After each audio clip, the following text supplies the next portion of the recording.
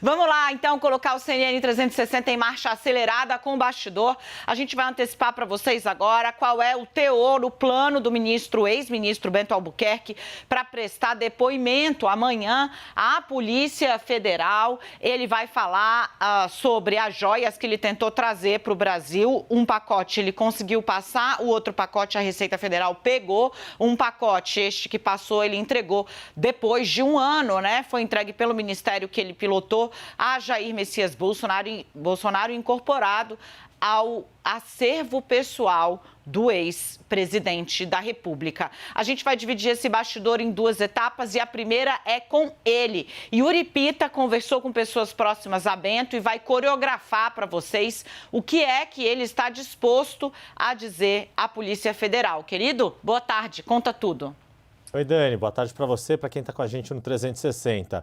A ideia de Bento Albuquerque é manter a linha de discurso que ele vem adotando desde que esse caso veio à tona com a reportagem de Adriana Fernandes e André Borges do Estadão aqui de Brasília. E o que ele pretende dizer com isso? Que desconhecia o conteúdo dos pacotes que foram recebidos quando já estavam prestes a deixar a Arábia Saudita em retorno ao Brasil, tanto ele quanto o seu assessor na época do Ministério de Minas e Energia. E vai alegar que tanto desconhecia o conteúdo que ficou surpreso ao ver na revista dos auditores, dos servidores da Receita Federal, aquele conteúdo das joias e que aquela resposta de que seria um presidente para a ex-primeira-dama foi uma resposta de momento ali, não de conhecimento prévio antes de saber do que se tratava o conteúdo, porque apenas havia recebido os pacotes em nome do governo brasileiro, ou seja, tratando como presentes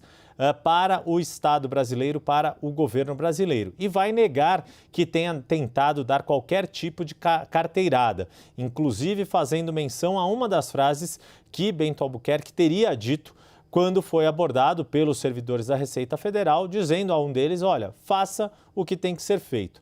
Qual é a estratégia também documental que o ex-ministro de Minas e Energia pretende apresentar?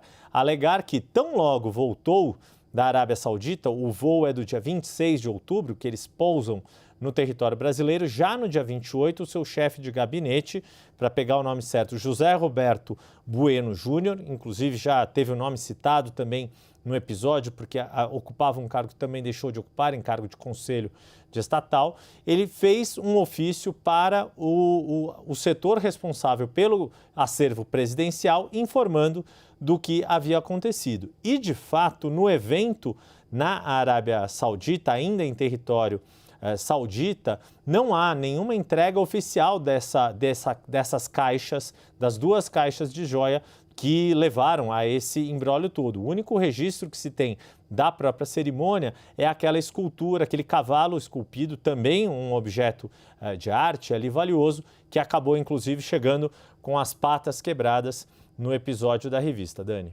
Ô Yuri, tem um ponto aí importante que é o que você disse que ele sinaliza que vai tentar isentar Michele e Bolsonaro, né?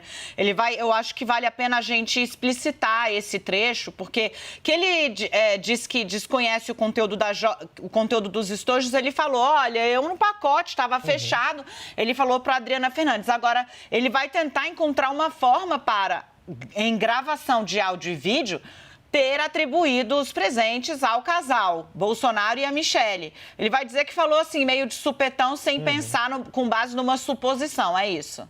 É isso, ao tomar surpresa, ao ser surpreendido pelo conteúdo da caixa que foi aberta pelos servidores da Receita Federal, com aquelas joias feitas de diamante, toda aquela ostentação de luxo, dizer, olha, isso provavelmente deve ir para a primeira-dama, que é um conteúdo, inclusive, daqueles vídeos que já vieram a público pela imprensa, pela equipe do G1, que mostram como foi a abordagem dos servidores da Receita Federal e o diálogo que foi travado entre o então ministro Bento Albuquerque e os auditores da Receita Federal que estavam de serviço no Aeroporto Internacional de São Paulo, em Guarulhos.